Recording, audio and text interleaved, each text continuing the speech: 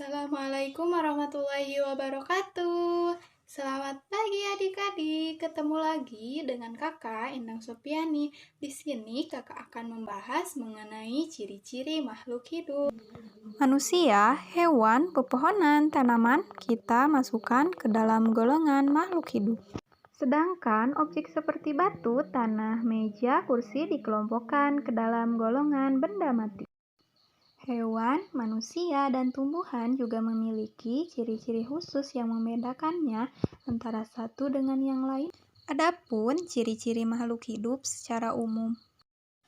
Bernafas. Bernafas adalah proses mengambil atau menghirup oksigen dan mengeluarkan karbon dioksida dari tubuh makhluk hidup.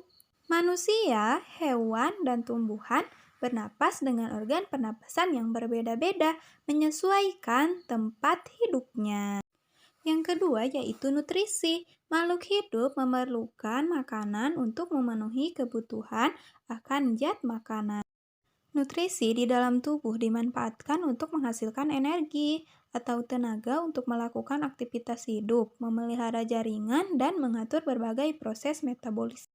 Hewan dan manusia tidak dapat membuat bahan makanannya sendiri, sedangkan tumbuhan berdaun hijau dapat membuat makanannya sendiri melalui proses fotosintesis.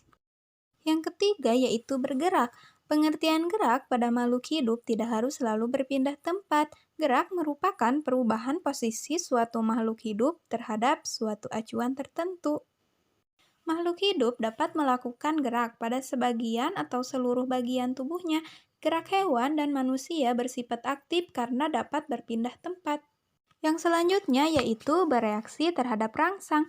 Makhluk hidup memiliki kemampuan untuk menerima dan menanggapi perubahan yang terjadi di sekitarnya atau disebut dengan rangsang. Rangsang tersebut dapat berupa cahaya, bunyi, bau, rasa, atau sentuhan. Untuk tumbuhan, peka terhadap rangsang berupa cahaya, air, gaya tarik bumi, sentuhan, dan keberadaan zat kimia.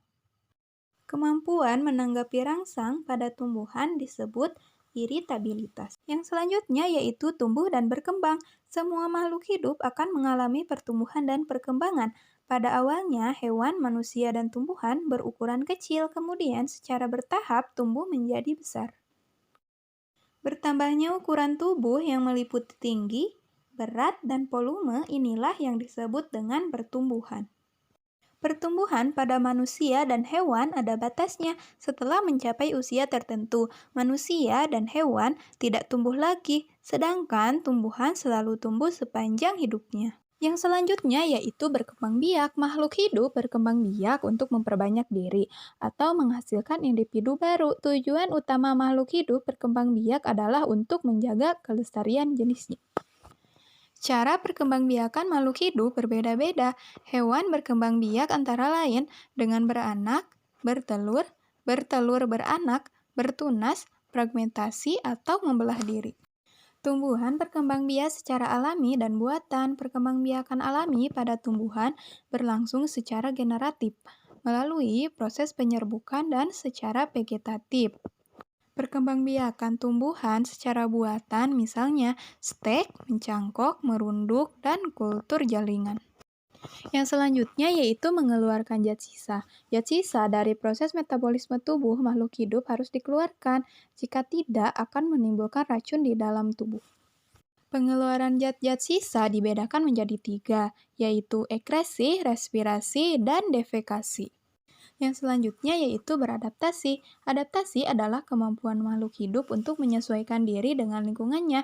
Makhluk hidup harus dapat beradaptasi agar bisa bertahan hidup. Kesimpulannya, jadi yang termasuk ke dalam golongan makhluk hidup itu ada 3. Hewan, manusia, dan tumbuhan. Nah, itulah ciri-ciri makhluk hidup dan kelompok makhluk hidup. Sekian dari Kakak. Wassalamualaikum warahmatullahi wabarakatuh. Everybody's watching her, but she's looking at me.